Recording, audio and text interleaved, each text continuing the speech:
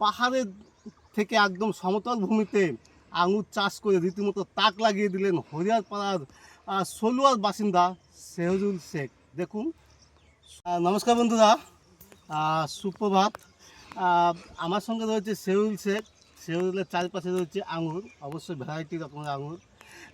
পাহাড়ের আহ, আহ, পাহাড়ের থেকে একদম সমতল ভূমিতে আঙুর চাষ করে রীতিমতো তাক লাগিয়ে দিলেন হরিয়ারপাড়ার সলুয়ার বাসিন্দা সেহজুল শেখ।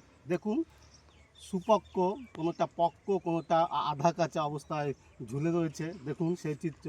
সেহজুল বাবু বা সেহজুল মশাইয়ের পিছনে ডানে বায়ে ঝুলে রয়েছে থোকায় থোকায় আর আঙুর। ওনার বক্তব্য, উনি মানে ইউটিউব দেখে উনি শেখেননি বা কোনো কৃষিবিদের পরামর্শও উনি নেননি।